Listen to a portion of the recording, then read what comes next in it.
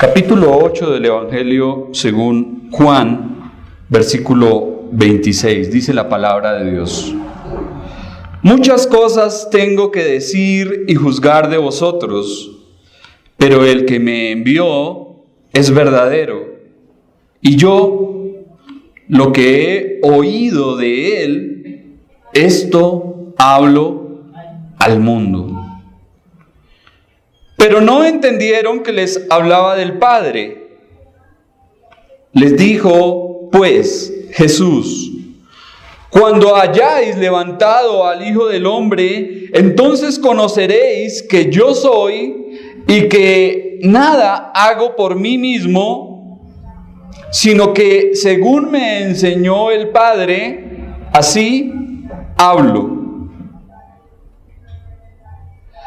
Porque el que me envió conmigo está. No me ha dejado solo el Padre, porque yo hago siempre lo que le agrada. Hablando él estas cosas, muchos creyeron en él. Estamos en un contexto en donde el Señor le dice a estos hombres que estaban allí oponiéndose a él y a su mensaje: si no creéis que yo soy, en vuestros pecados moriréis. Y decíamos que este creer es la base fundamental de la fe cristiana. Es el mensaje central del Evangelio. Creer. No se trata de obras. No se trata de nada de lo que podamos hacer. Aunque efectivamente Dios ha preparado buenas obras para que anduviésemos en ellas, que son el resultado de la fe. Solamente creer en Cristo como el yo soy. Y decíamos que ese yo soy habla de creer que Él es Dios. Porque mencionábamos que fue el nombre antiguo con el cual Dios se presentó a Moisés en el Antiguo Testamento. ¿Recuerdan? Cuando Moisés pregunta, bueno, ¿y qué me dirá la gente cuando me pregunten quién me ha enviado? ¿Qué les diré? Y Dios le responde a Moisés y le dice, ve y diles, yo soy, me ha enviado. Entonces, al Cristo decir que Él es el yo soy, se está atribuyendo para sí mismo el gran nombre de Dios. Está diciendo, yo soy Dios, soy el que soy.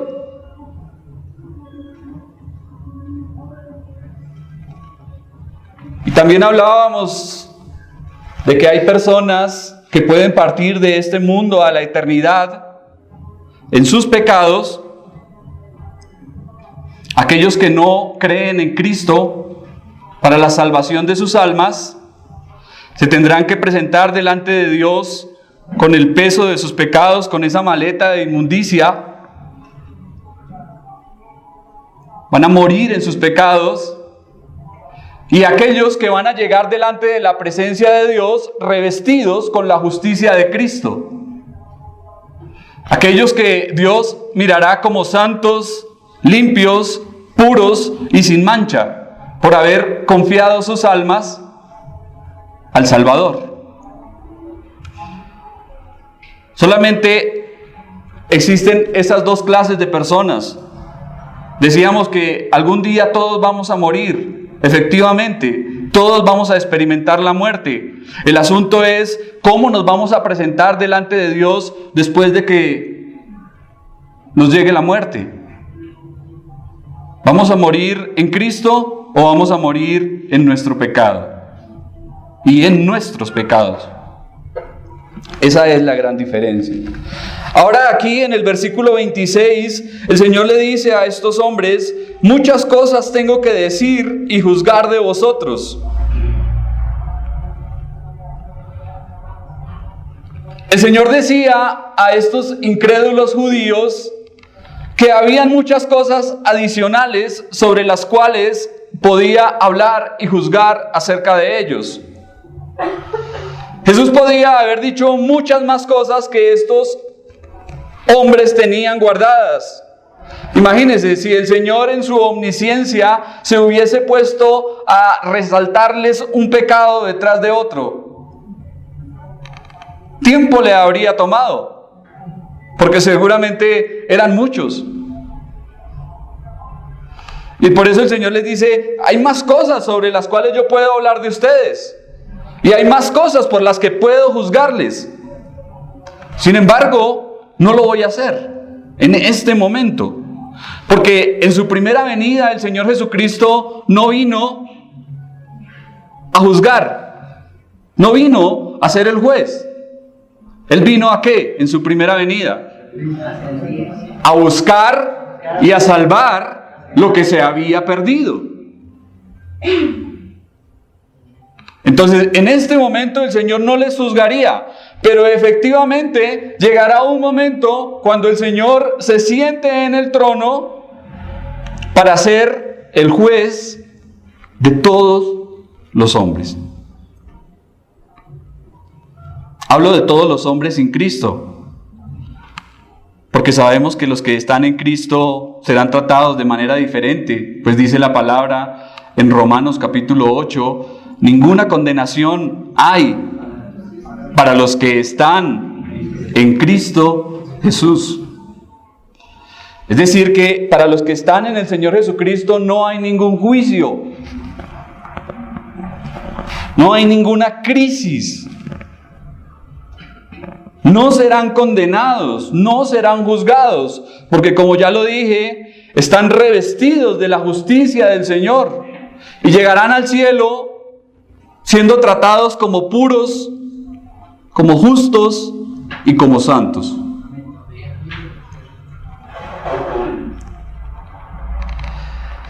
Si estos hombres se habían sorprendido porque el Señor les había dicho que eran de abajo, que morirían en sus pecados y que no podían ir a donde Él iría, ¿cómo les quedaría el ojo si el Señor se hubiese puesto a resaltarles un pecado detrás de otro? Ellos se consideraban justos, ellos se consideraban buenos, ellos creían guardar la ley de Dios. Puntualmente decían, como aquel joven rico, todo esto lo he guardado desde mi juventud. Pero si el Señor hubiese quitado, hubiese indagado lo que había realmente en ellos, ¿cuánto pecado hubiese hallado? Tal como lo vimos en Mateo capítulo 23, cuando el Señor los acusa. Y les dice, ustedes son sepulcros blanqueados. Por fuera se presentan hermosos, bellos ante los demás hombres.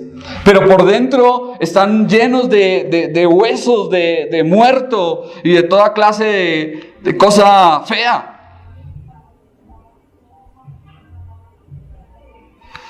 Si el Señor...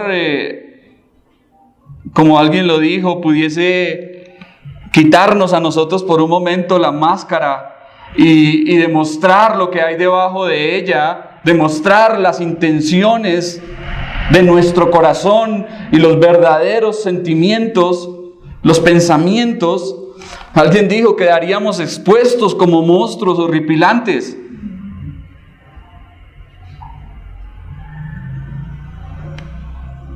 Seguramente nos asombraríamos terriblemente de ver lo que habría en los demás. Y nuestro Señor aquí dice a estos hombres que está defendiendo lo que está haciendo y su derecho a hablar sobre la base de su misión divina. Por eso les dice, el que me envió es el único Dios verdadero y solo hablo al mundo lo que he oído de Él y se me ha mandado proclamar. Ahora me gusta cuando habla ahí del Dios verdadero, porque eso me lleva a pensar en que a través de la historia los hombres han creado e inventado muchos dioses falsos, tal como lo hicieron los griegos, quienes para cada cosa tenían un dios. Y por eso en la mitología griega se escuchaba hablar de el dios del viento, el dios del mar, la diosa del amor, el dios de la guerra, el dios de tantos dioses que se inventaban. Un dios con minúscula, fruto de sus fantasías, engaño y depravación. Dioses creados a propia conveniencia, que les aplaudían sus aberrantes prácticas, su desenfreno y perversidad.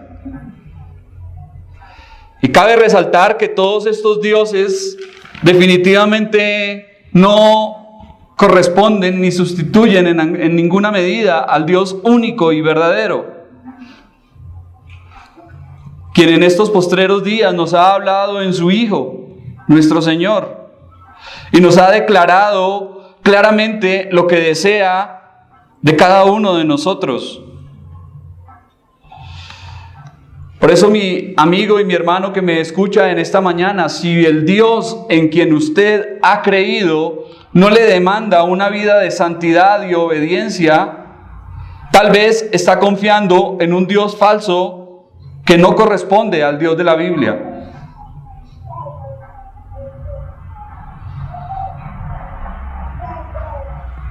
Versículo 27.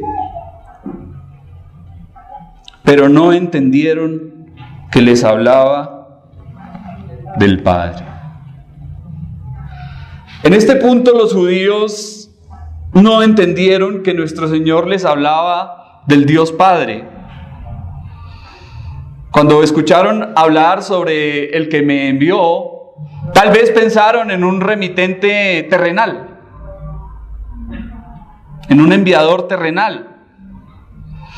Parece que sus mentes se entenebrecían más y más. Antes se habían dado algo de cuenta, un poco, de que nuestro Señor estaba afirmando igualdad con Dios. Pero ahora sí estaban completamente sin discernimiento ni comprensión. Podríamos decir que estaban completamente embotados. Y un comentarista dice lo siguiente: la ignorancia de la incredulidad no tiene explicación. Las personas que neciamente dan la espalda a la luz se adentran más y más en la oscuridad. Si una persona rechaza al Señor Jesucristo, ya no cree en nada, cree en todo. Y resulta creyendo al primer avivato, al primer mentiroso, al primer charlatán que se le pase por el camino y le diga cualquier cosa, detrás de ese se va. Y en ellos se cumple lo que dice la palabra de Dios. Son como el tamo que arrebata el viento, o son como las ondas del mar arrastradas por un lado para otro por cualquier viento de doctrina.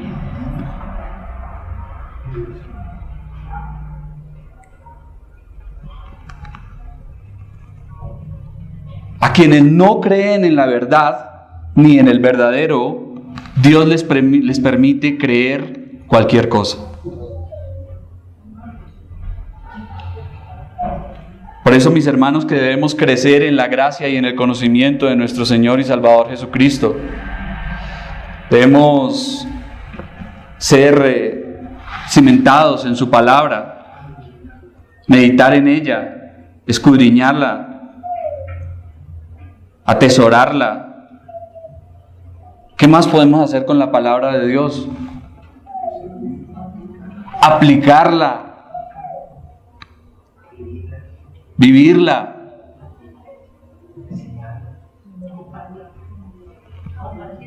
Compartirla.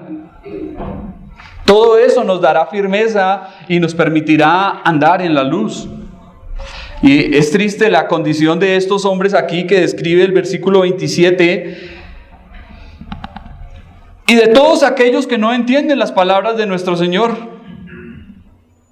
Viven sin ninguna esperanza y así mismo mueren. La oscuridad más densa les aguarda por cuanto desprecian el consejo de Dios. Su destino final es fatal y aterrador porque morirán en sus pecados, es decir, sin la gracia, la compasión y la misericordia de nuestro Señor Jesucristo. Les dijo, pues, Jesús, cuando hayáis levantado al Hijo del Hombre, entonces conoceréis que yo soy, y que nada hago por mí mismo, sino que según me enseñó el Padre, así hablo. Estas palabras de nuestro Señor aquí son proféticas. El Señor aquí predice su crucifixión y sabía de qué forma iba a morir y cómo sería. Ya tiempo atrás le había dicho lo mismo a Nicodemo, ¿recuerdan? Cuando le dijo, y como Moisés levantó la serpiente en el desierto, así es necesario que el Hijo del Hombre sea levantado, para que todo aquel que en él cree no se pierda, mas tenga vida eterna. Desde el principio, la lección del Señor fue la misma. Su mensaje siempre fue el mismo, no hubo cambios en él.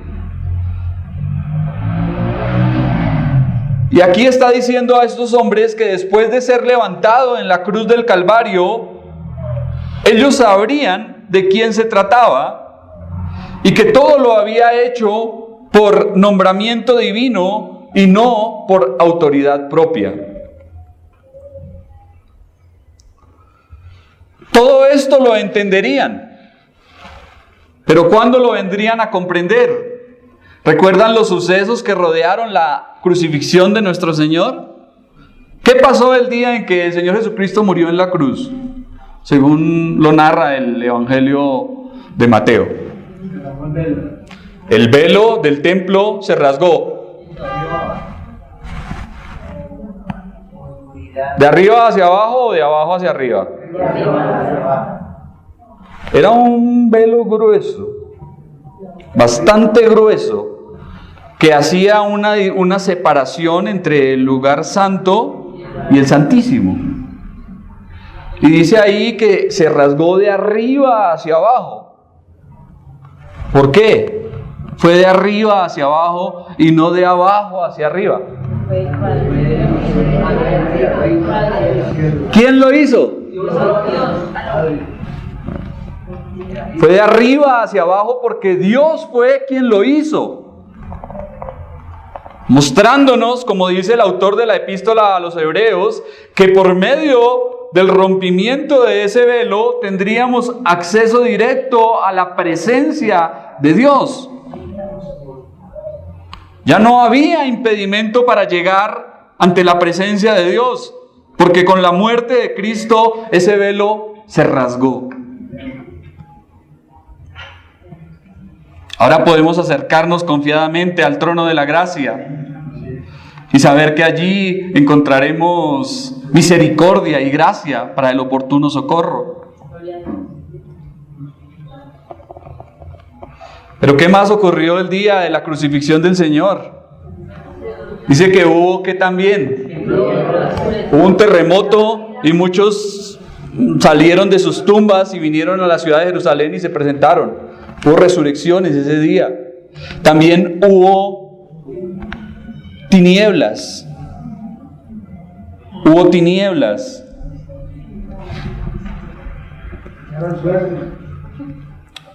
¿Cómo, hermano? Sí. Entonces, después de todas esas cosas, los judíos se convencerían de que se trataba del Mesías, mas no se convertirían. ¿Hay diferencia entre ser convencido y ser convertido? Claro que sí, hay una gran diferencia. Muchas personas tristemente están convencidas, pero no convertidas. ¿Recuerdan qué dijo la guardia y este hombre que estaban allí, los que estaban cuando el Señor muere y observó todo lo que ocurrió? Y este romano, este hombre dijo, verdaderamente este hombre era el Hijo de Dios. Aún el historiador judío llamado Josefo atribuyó las desgracias de la nación al asesinato de Cristo. Entonces vemos que ahí se cumplió las palabras del Señor. Ellos se dieron cuenta de quién se trataba, pero no se convirtieron a Él, porque ya había sido demasiado tarde para ellos.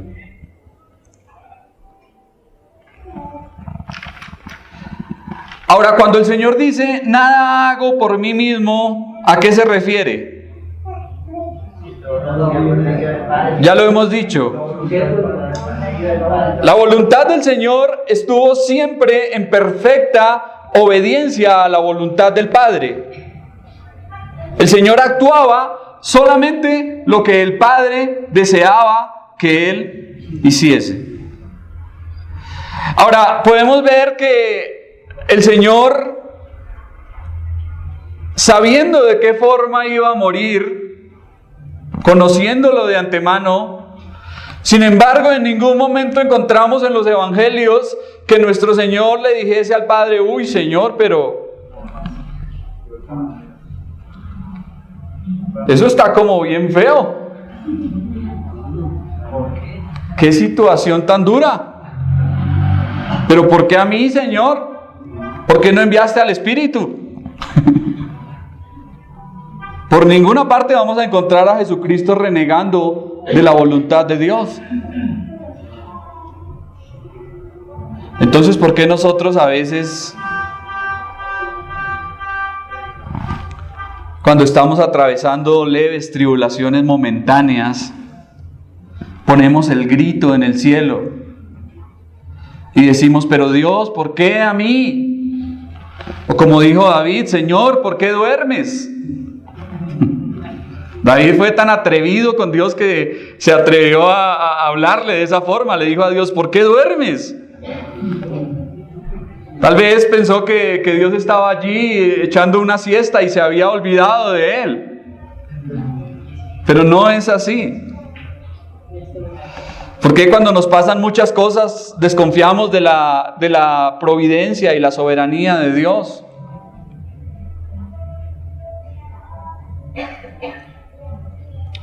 Que siempre podamos decir, mis hermanos, confiadamente, el hacer tu voluntad, Dios mío, me ha agradado. Y entender que la buena voluntad de Dios para nosotros siempre es agradable y perfecta. Que pese a las situaciones que pasemos y a las dificultades y adversidades que tengamos que atravesar en nuestras vidas, confiemos en que el Señor tiene el control de todo. Porque el que me envió conmigo está, no me ha dejado solo el Padre, porque yo hago siempre lo que le agrada. En este pasaje una vez más encontramos la unidad absoluta que existe entre Dios el Padre y nuestro Señor Jesucristo. Siempre había esa comunión perfecta e íntima entre ellos. Además, el Hijo ejecuta la voluntad del Padre en perfecta obediencia, santidad y justicia. El que me envió conmigo está, les dice a estos hombres, no me ha dejado solo. El compañerismo que Cristo tenía con su Padre lo sostenía, lo sustentaba a todo momento. Aunque parecía que estuviese solo y sin ningún apoyo, el Señor tenía el respaldo más grande y poderoso. Su fortaleza y compañía trascendían a lo alto, iban más allá de lo humano. Solamente hubo un momento en que esa íntima unidad y perfecta armonía entre el Padre y su Hijo fue rota. ¿Saben cuándo fue? ¿Cuándo? Cuando el Señor dice: Dios mío, ¿por qué me has desamparado? ¿Y sabe? Lo que más fue difícil para nuestro Señor no fueron los clavos, no fue la corona de espinas, no fueron los azotes, no fue el escarnio público, no fue todo lo que el Señor tuvo que pasar allí en aquella cruz. Fue el haber sido privado por ese momento de la comunión con su Padre. Eso fue lo que hizo que para nuestro Señor la cruz fuese algo tan terrible y difícil. Imagínense, el Señor Jesucristo siendo santo, siendo justo, siendo puro y perfecto, sin pecado, como dice el apóstol: al que no conoció pecado, por nosotros lo hizo pecado, para que nosotros en Él fuésemos hechos justicia de Dios. El Señor tomó nuestro pecado, lo cargó sobre sí mismo, y obviamente al tener nuestro pecado y el de todo el mundo sobre sí, ¿qué debía hacer el Dios Santo?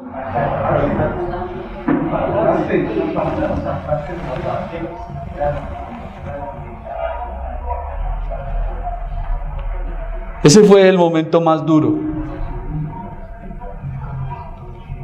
porque Dios debió darle la espalda a su Hijo en ese momento.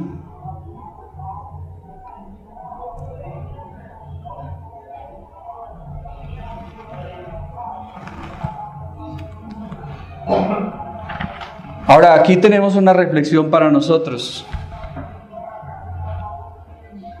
El Señor Jesucristo nos ha enviado, así como Él fue enviado. Él dice: he aquí, yo os envío como ovejas en medio de lobos. Y también nos dice que no estamos solos, porque nos ha dicho: he aquí, yo estoy con vosotros, ¿cuándo? Todos los días, hasta el fin del mundo.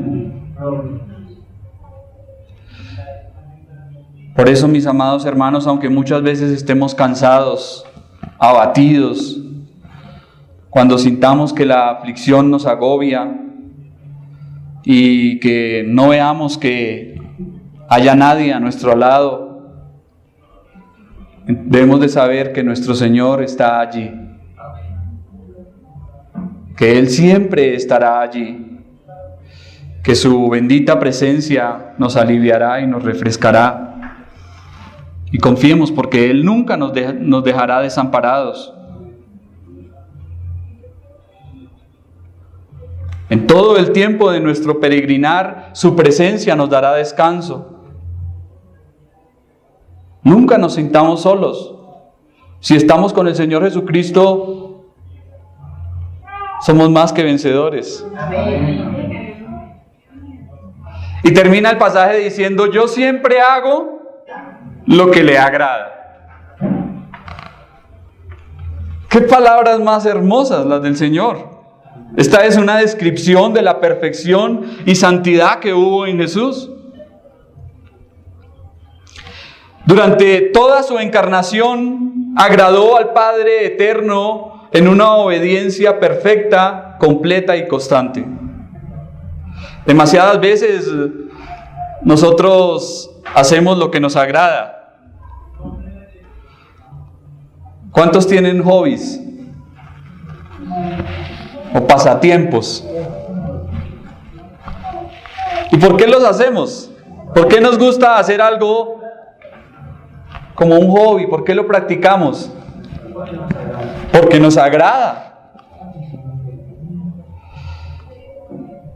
Ahora, ¿cuántas veces hacemos cosas por agradar a otros? Los jóvenes, ellos saben acerca de eso, saben lo que les estoy hablando, porque ellos muchas veces hacen cosas por agradar a sus amigos, a sus compañeros.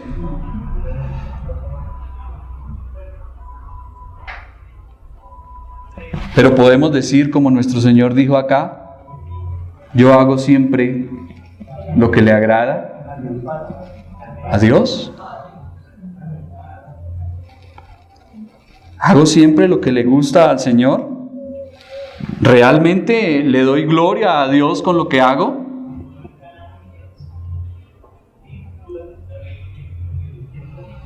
¿O solamente cuando venimos cada domingo?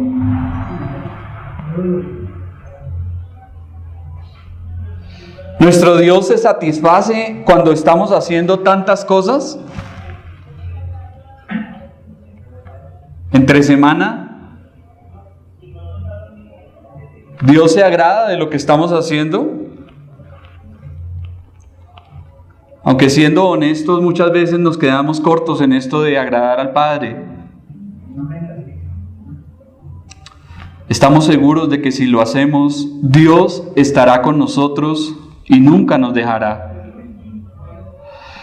Roguemos al Señor para que siempre seamos dominados por el deseo de hacer lo que es agradable a Él, de estar en su voluntad.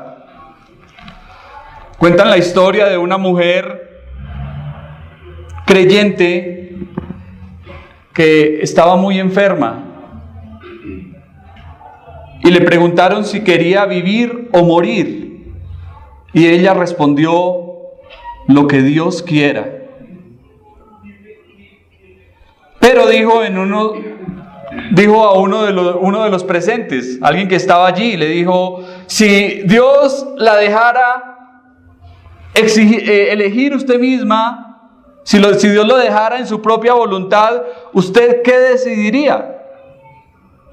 Y esta mujer dice nuevamente: yo volvería a dejarlo elegir a Él, y su voluntad sería para mí lo mejor.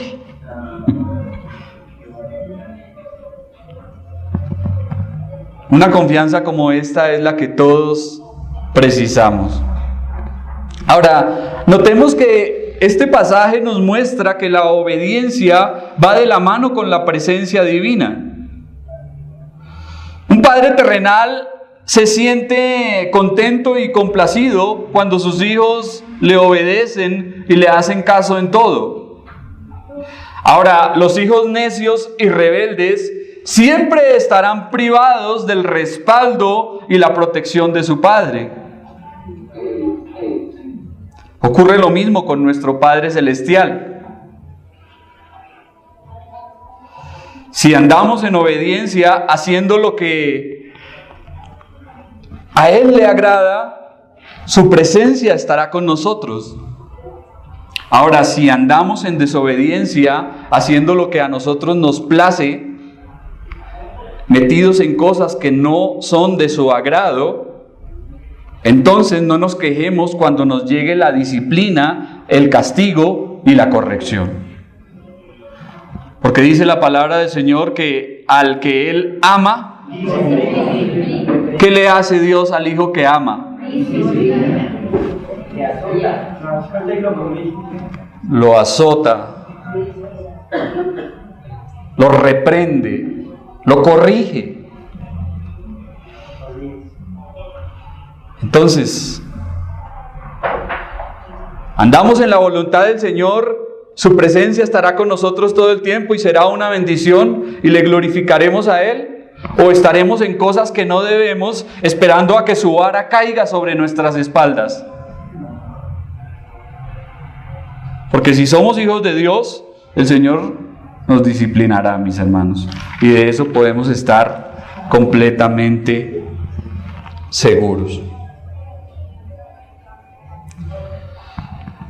Termino en versículo 30, dice la palabra de Dios. Hablando Él estas cosas, muchos creyeron en Él. Estas cosas hacen referencia a lo que nuestro Señor habló y dijo durante toda esta predicación, toda esta enseñanza. Es todo lo que nos ha mostrado el contexto inmediatamente anterior. Otra versión dice, al hablar así, muchos creyeron en Él. El término creer en este pasaje se usa de una manera un poco... El término es usado con libertad, porque no se refiere a una fe verdadera, a una fe auténtica, sino a una fe por parte de aquellos que estaban escuchando al Señor en ese momento. Quienes tuvieron una creencia intelectual de que Jesús era el Mesías. Pero sin duda muchos de los que creyeron de esa forma no habían experimentado un verdadero cambio en sus corazones y en sus vidas. Más adelante observaremos en el contexto que estos mismos hombres, que aquí nos dice que creyeron en el Señor les empezará a hablar y llegará un momento en donde les dice, ustedes son de vuestro padre, el diablo. Y dice que tomaron piedras para apedrear al Señor. Y de esa forma termina. ¿Sí? Parece ser que fue una fe ocasional, no la fe verdadera, una fe momentánea. Ellos creyeron de momento. Tal vez se sintieron satisfechos, complacidos con la enseñanza de nuestro Señor. Y dijeron, bueno, este hombre dice cosas que parecen ciertas, parecen agradables. Pero no se trataba de una fe genuina, una fe auténtica y verdadera. ¿Hasta qué punto pueden estar los hombres convencidos de la verdad intelectualmente y ser conscientes de su deber sin que sus corazones sean renovados y se aparten del pecado? Sin dudas, mis hermanos, este es un fenómeno doloroso en la historia de la naturaleza humana. Así que no nos conformemos nunca solamente con creer que ciertas cosas son ciertas, sin asirnos personalmente de Jesucristo y seguirle de corazón y verdad. Seguramente la iglesia actual está llena de profesantes que han dicho creer en el Señor, pero que con sus hechos lo niegan.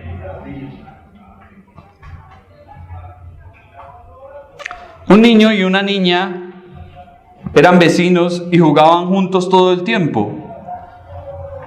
Iban a la iglesia y ambos creyeron en Cristo. Un día el niño le dijo a su madre, no me cabe la menor duda de que Emma verdaderamente se convirtió en una excelente cristiana. ¿Por qué tienes tanta seguridad de eso?, le preguntó la madre. Y el niño replicó, porque juega como una niña cristiana. Si le quito los juguetes, no se impacienta. Antes de creer en el Señor, era muy egoísta y se disgustaba por todo. Cuando algo no le gustaba, cogía los juguetes y decía, no juego más, y se iba. Pero ahora ha demostrado verdaderamente un cambio, ha demostrado que ha creído en el Señor. Si realmente hemos creído, el cambio debe ser notorio y evidente para todos los de afuera, para todos los que nos rodean. Si hemos creído, las demás personas deben notar que hay algo diferente en cada uno de nosotros. Oremos.